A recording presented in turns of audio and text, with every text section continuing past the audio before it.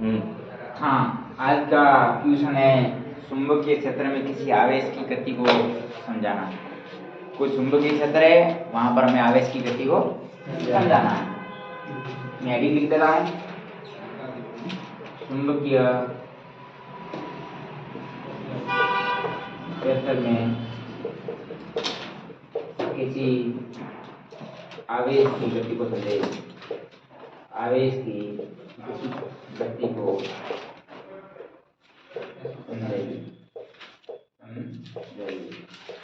चुंबकीय क्षेत्र में किसी आवेश की गति को समझाइए। ये हमारे पास में क्वेश्चन है।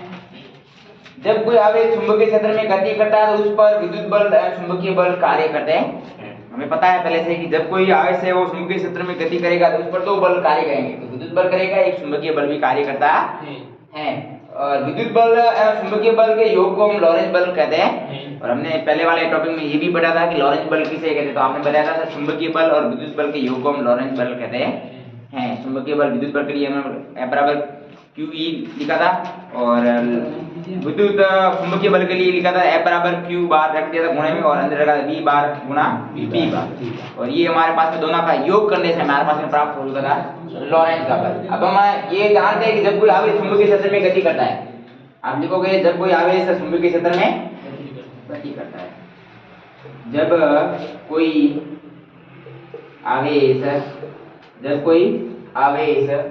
चुंबकीय क्षेत्र में गति करता है, चुंबकीय क्षेत्र में गति करता है, चुंबकीय क्षेत्र में गति करता है तो उस पर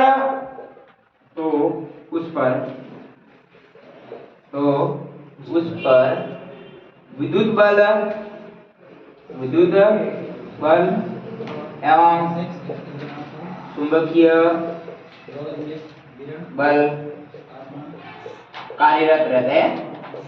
कार्यरत का मतलब वो वहां पर उपस्थित रहते हैं। विद्युत बल है चुंबकीय बल के योग को आगे हमें पता होना चाहिए। विद्युत बल एवं चुंबकीय बल के योग को, चुंबकीय बल के योग को आप बता दोगे कि योग चुंबकीय बल और विद्युत बल के योग को हम लॉरेंज बल कहते हैं। कभी पूछे कि लॉरेंज बल किसे कहते हैं, आप कहोगे चुंबकीय बल और विद्युत बल के योग दोनों का हो जाएगा, उसे हम लॉरेंज बल कहते हैं। चुंबकीय क्षेत्र में किसी आवेश की गति को समझाना है। गति को समझाने के लिए पहले हमने बता दिया कि जब कोई आवेश चुंबकीय क्षेत्र में गति करता है, आवेश कहां पर गति कर रहा है, चुंबकीय क्षेत्र में, तो वहां पर दो बल हो गए, एक तो विद्युत बल होगा, दूसरा चुंबकीय बल होगा। और दोनों के योग को हम क्या कहेंगे तो आप बताओगे सर इसे लॉरेंज बल कहते हैं। आवेश पर विद्युत बल, आवेश पर विद्युत ये पता होना चाहिए आवेश पर विद्युत बल क्या होता है।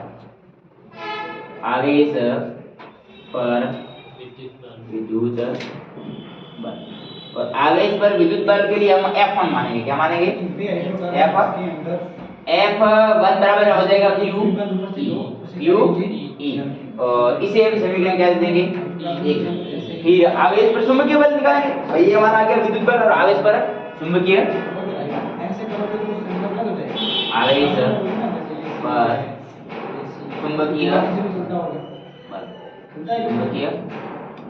तो आवेश पर चुंबकीय बल के लिए हम क्या मानेंगे? F2 मानेंगे, क्योंकि विद्युत के लिए हमने F1 माना था, इसके लिए F2 मानेंगे। और F2 बराबर हमारा पास में हो जाएगा, तो आप बताओ क्या हो जाएगा? Q V बार गुना B बार। और दूसरी स्थिति में ये भी पता था अगर हमारे पास में दोनों बल है तो परिणामी बल हम ज्ञात कर सकते हैं। और परिणामी बल के लिए कुल बल होगा दोनों बलों का योग होता है बराबर F बराबर हम लिख देंगे F1 प्लस F2।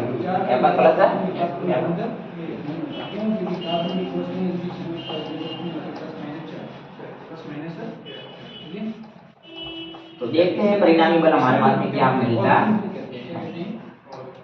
जैसे मैंने परिणामी बल के लिए सूत्र लगा दिया, परिणामी के साथ करके तेलीय पदार्थ बनाते हैं। क्या बनाते हैं? और परिणामी बल हमारा आ गया F बराबर हमने ले लिया F1 plus F1 plus F2 ले लिया। और F1 और F2 दोनों को जोड़ेंगे, ये हमारा परिणामी बल है। तो F1 हमारे पास में पता था समीकरण 1 से और F2 हमारे पास समीकरण दो से हमें मिल गया। तब हम F बराबर हमारे पास में हो जाएगा QE और प्लस में हो जाएगा Q V बार गुना E E। अब Q इसमें भी है, Q इसमें भी, इसको हमें बार ले लेंगे, ठीक है। दोनों में अगर संख्या है तो बार गुना में, तो F बराबर हमारे पास में हो जाएगा Q गुना करेंगे, यहाँ पर बचेगा E प्लस B गुना B बार, B गुना B बार हो जाएगा। और इसे हम लॉरेंज बल समीकरण कहते हैं। ये हमारा लॉरेंज बल का समीकरण पूछे तो आप बताओ F बराबर Q गुना E प्लस B बार गुना B बार, इसे हम क्या कहेंगे लॉरेंज बल समीकरण कहते हैं। यही हमारा क्या है लॉरेंज बल समीकरण कहते हैं। लॉरेंज बल समीकरण पूछे तो आप ये बताओगे लॉरेंज बल कितनी भाषा पूछे तो मैंने बता दिया कि विद्युत बल और चुंबकीय बल के योग को हम लॉरेंज बल कहते हैं, लॉरेंज बल कहते हैं। अब चुंबकीय क्षेत्र में आवेश पर लगने वाला बल, चुंबकीय क्षेत्र में आवेश पर लगने वाला बल, अगर चुंबकीय क्षेत्र में आवेश पर लगने वाला बल पूछे तो भी हम बता देंगे चुंबकीय क्षेत्र में आवेश पर लगने वाला बल। चुंबकीय क्षेत्र में आवेश पर लगने वाला, चुंबकीय क्षेत्र में आवेश पर बल लगता है वो हमारे पास F बराबर Q E प्लस B गुना B बार, ये हो जाएगा क्योंकि अभी हमने निकाला चुंबकीय बल और विद्युत बल। तो F बराबर हमारे पास में जाएगा Q E प्लस B बार जहां n बराबर नहीं, चुंबकीय के लिए पूछा नहीं, चुंबकीय क्षेत्र में आवेश पर बल। तो चुंबकीय के लिए अभी हमने ऊपर वो समीकरण F2 निकाला था, F बराबर क्या था Q गुना V गुना B बार का होता होता और आवेश पर चुंबकीय बल हमारे पास में क्या होता आवेश पर चुंबकीय बल यही था। और तो F बराबर अगर हमारे पास में थीटा वैल्यू दी होगी तो F बराबर क्या हो जाता है QV B sin थीटा हो जाएगा। और ये हमारे चुंबकीय पर विद्युत चुंबकीय क्षेत्र पर आवेश का बल है, लगने वाला बल है। F बराबर QV B थीटा दिया तो sin थीटा लगा देते साथ में। अगर स्थितियां पूछे क्या पूछे स्थितियां के लिए भी हमारे पास में क्या क्या स्थितियां दी है, थीटा बराबर हो गया 0 रखो, थीटा बराबर 90 रखो, तो क्या स्थितियां होती है। फर्स्ट स्थिति में हमने माना है, इसके लिए मैंने थीटा बराबर क्या ले लिया 0 ले लिया। तो क्या हो जाएगा वो बता देंगे।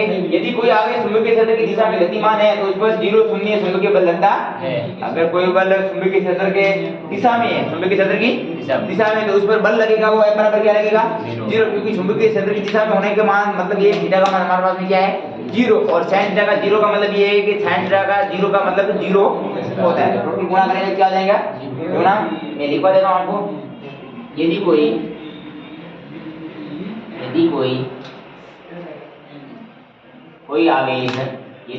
आवेश चुंबकीय क्षेत्र में चुंबकीय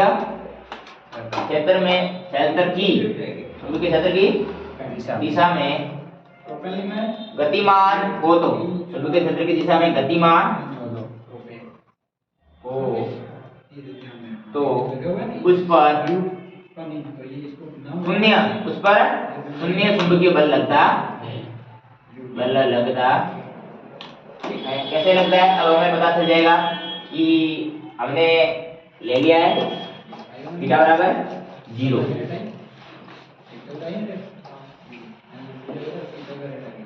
जैसे F बराबर हमने अभी माना था, क्या माना था F बराबर हमारा सूत्र था QVB sin थीटा था, और मैंने अभी आपको बता दिया थीटा बराबर क्या लेना है 0। तो ये हमारा हो जाएगा F बराबर हो जाएगा QVB और sin 0 डिग्री।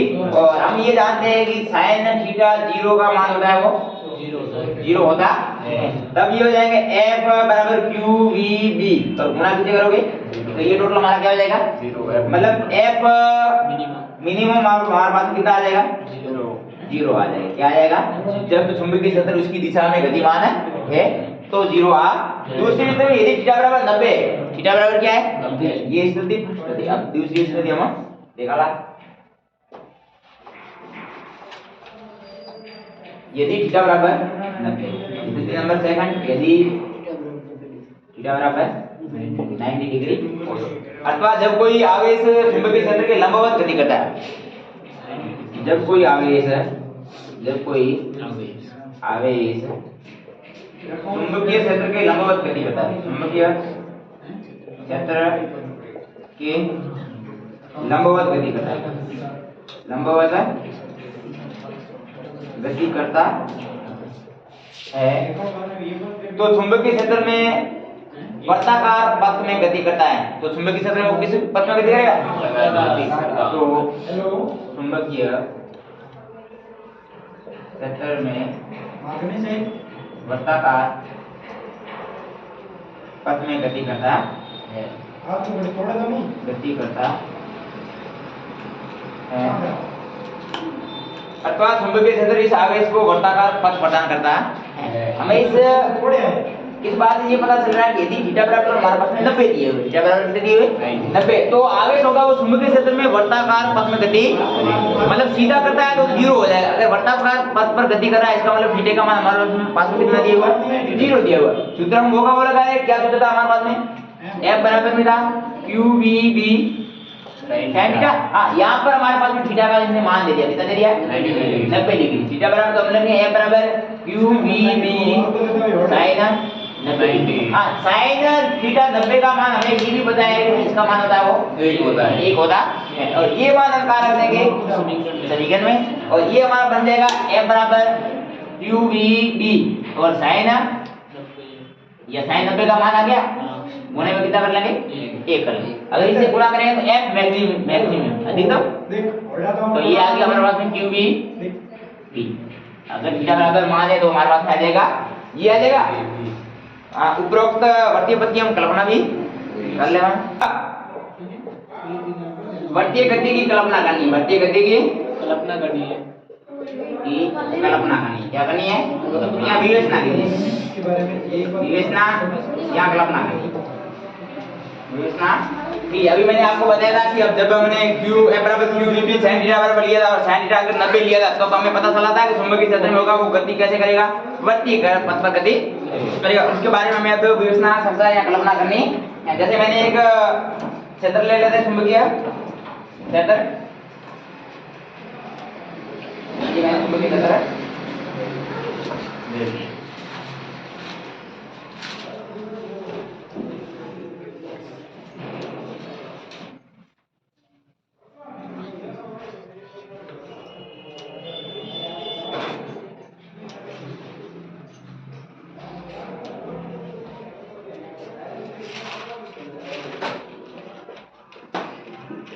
देखते जाओ हम क्या क्या करते हैं और आगे क्या क्या होता है। आप ओनली वो देखते जाना है कि क्या क्या हो रहा है, बाकी हम करेंगे वो आपको तो पता ही चल जाएगा सर क्या कर रहे हैं कि नहीं चल रहा, किसी को पता?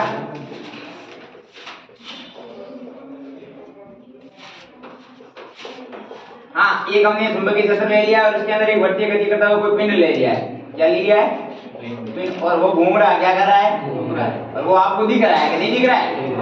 नहीं दिख रहा हो तो आप अंधे हो, क्या हो? और आंखों को लाकर क्या कराओ? ऑपरेशन कराओ। बाकी आपको दिख रहा है, इसका मतलब तो आप समझ रहे हो। इसके आगे हम देखेंगे क्या होगा जब किसी आवेश को चुंबकीय क्षेत्र में लंबवत गति करवा दें। जब किसी आवेश को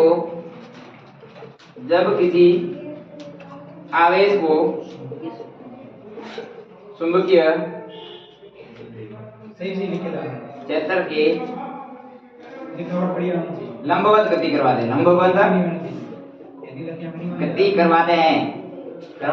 स्थिति नंबर सेकंड में हमने पढ़ा था कि sin थीटा बराबर 90 किया था। वहां से हमें पता चला था कि अगर कोई हमें लंबवत गति करवाएंगे तो हमारे पास में वो वर्तीय गति प्राप्त होगी, उसकी हम विवेचना कर रहे हैं। वो बता रहा है जब किसी आवेश को हम चुंबकीय क्षेत्र के लंबवत गति करवाते हैं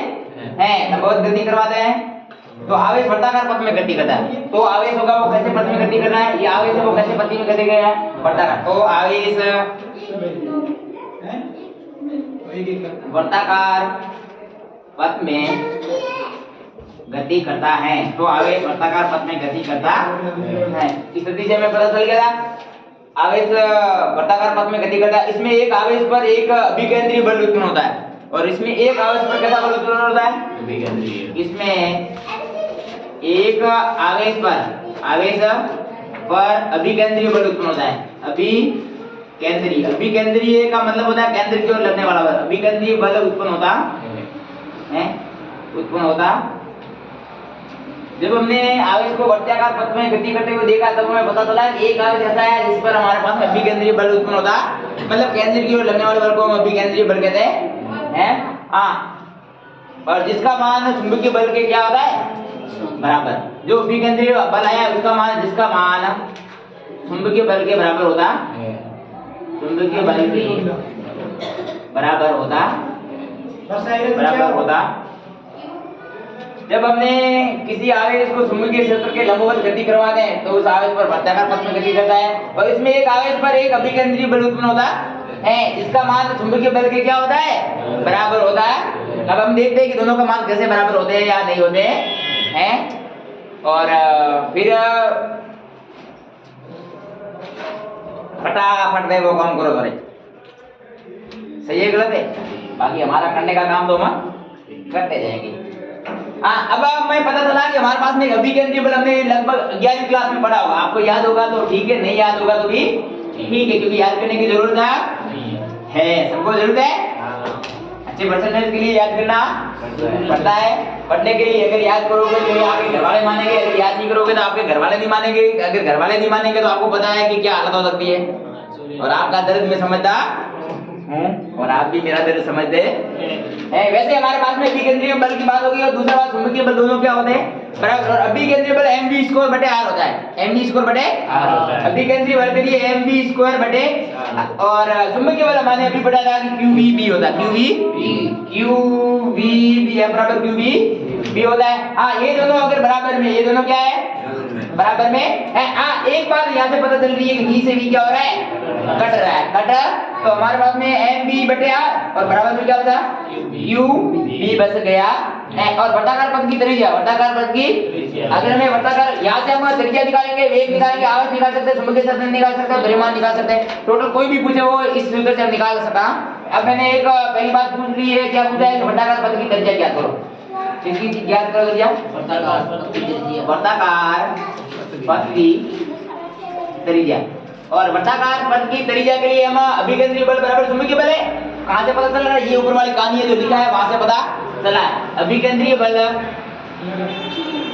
केंद्रीय बल और बराबर में हमारा हो जाएगा चुंबकीय, और अभिकेंद्रीय बल हमारे पास में आया था mv/r और ये था qb। अगर हमें r निकालना है, क्या निकालना है, r निकालना तो आराम से निकाल सका।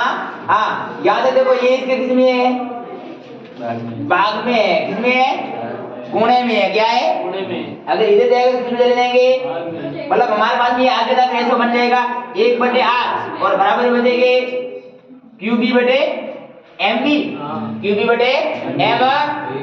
अगर हमें r का अकेला का मान निकालना, तब इसको दोनों पक्षों को अगर उल्टा कर लेंगे तो ये 1/r का हो जाएगा r/1, तो ये बराबर में बचेगा r और कितनों को हो जाएगा mv/qb, जो हमारे क्या है, वर्ताकार पथ की क्या है, त्रिज्या। वर्ताकार की त्रिज्या का निकालने के लिए हम जो अभिकेंद्रीय बल बराबर चुंबकीय बल है दोनों को बराबर रख लेना है, और जो मान दिए वो सूत्र में रख देंगे और प्रश्न करके r निकालना, तो r को निकाल के ट्रांसफर कर सकते हैं, गणित की बुद्धि से आराम से कर सकते हैं।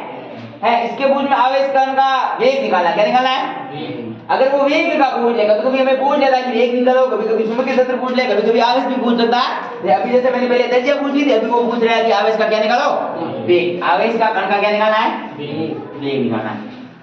समझ में आ रहा है अच्छी प्रकार से? अगर नहीं आ रहा है तो ऑफलाइन आकर पढ़ो और अच्छे से पढ़ो, और उससे ज्यादा पढ़ने समझ में नहीं आ रहा है तो 2 बीघा जीरा हो, क्या भाव, जीरा। आवेश कण का वेग, आवेश कण का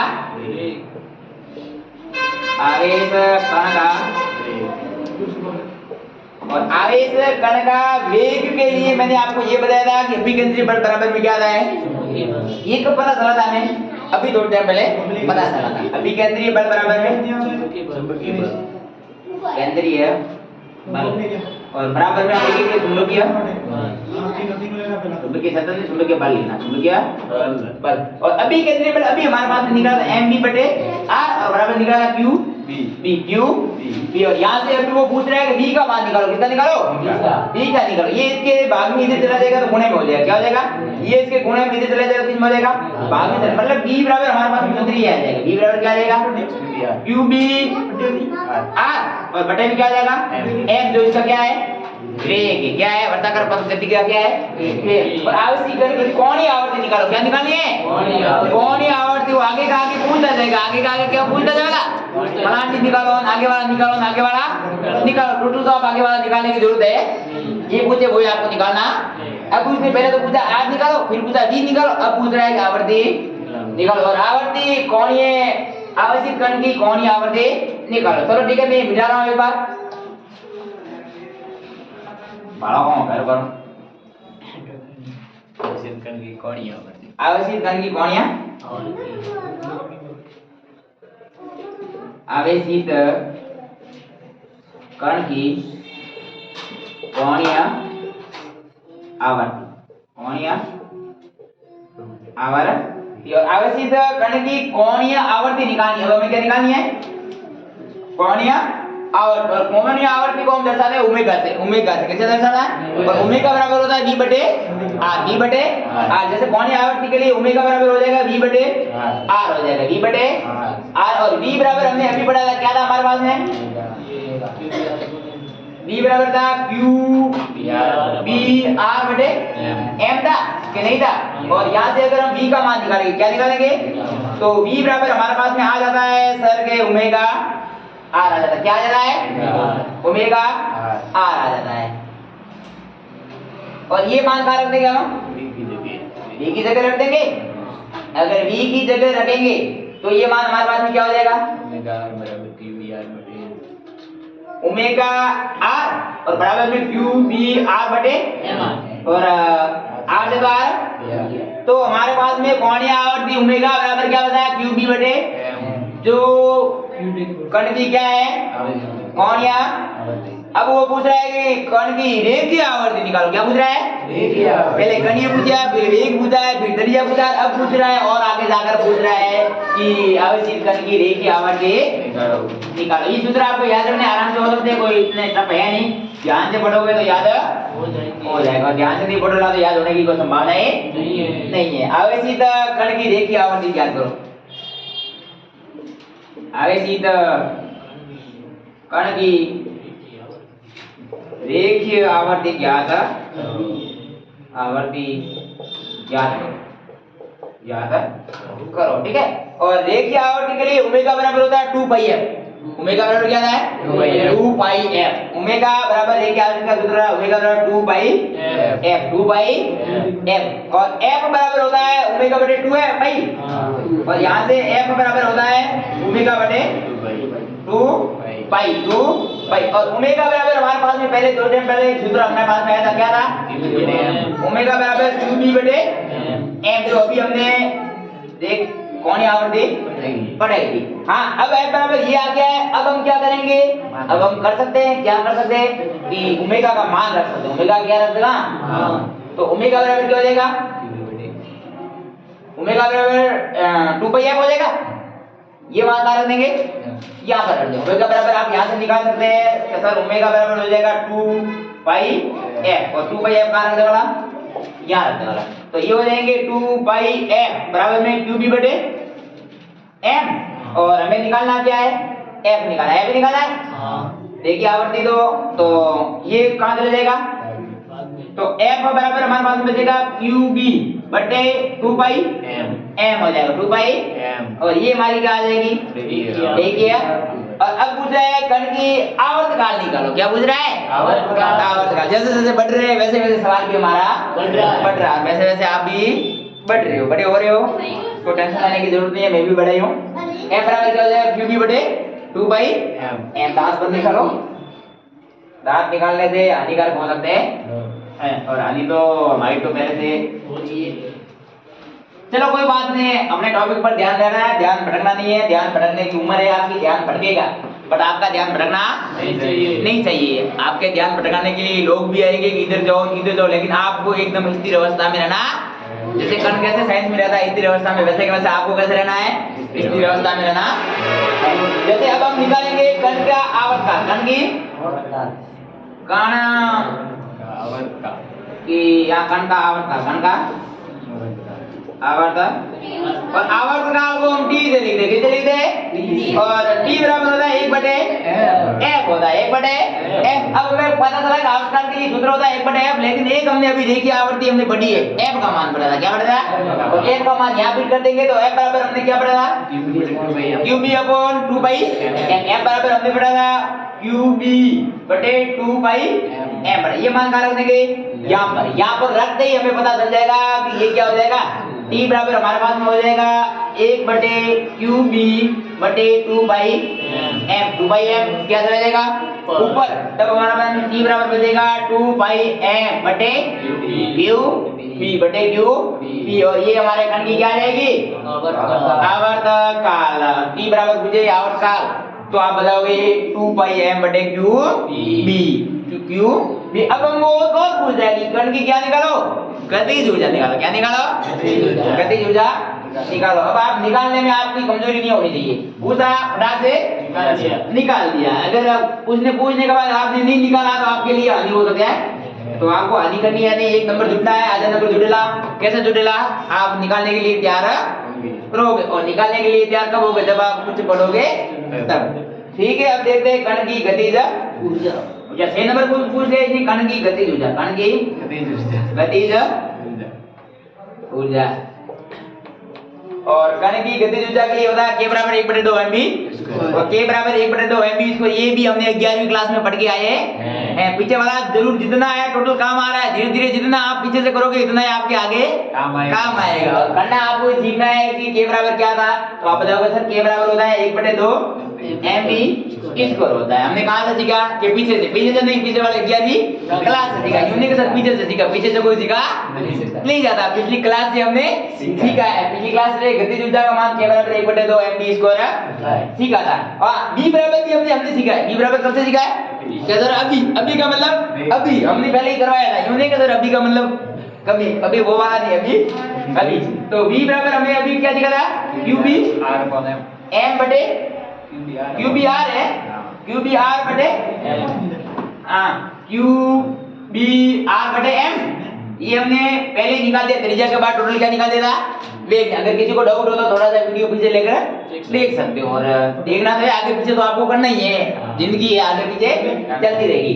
तो v का मान हमारे पास में है, और ये v का मान हम कहाँ रख देंगे? v की जगह रखना है, कहाँ रख देंगे? तो k बराबर हमारे पास में हो जाएगा कि आप बताओगे सर 1/2 m का m बड़ा है, ये हो जाएंगे qb r बटे m का क्या कर लोगे टोटल का? और क्यूब करेंगे। अगर क्यूब को खोलना है, क्या करना है? तो खोलने के लिए तो आपको पता है, खोलना सीखिए आप। हाँ, मेरे हिसाब से आपको अच्छी तरीके से खोलना आता है। तो m का m लिख दूंगा। हाँ, गुणे के अंदर हमारे पास में क्या है? q का स्क्वायर हो जाएगा, b का क्या हो जाएगा, और r का क्या हो जाएगा, और m का क्या हो जाएगा। हाँ, एक बात यहाँ से पता चल रहा है कि m या गुणे में या भाग में, इसका मतलब एक m से तो एक m कट रहा है। तो हम यूं काटने में हम देरी नहीं करेंगे, फटाक से हम काटना सीख लिया है। और वैसे काटना आपको पता है कहां से सीखा आपने? 1/2 m तो गया, तो हमारे पास में बताया क्या होता है? q square b square r square, q square b square r square बटे m पता। ये हमारे पास में कण की गतिज ऊर्जा है। कौन से कण की गति है? तो आप वर्ती पथ में गति करता हुआ कोई पिंड है। और नेक्स्ट क्वेश्चन पढ़ेंगे, नेक्स्ट सवाल।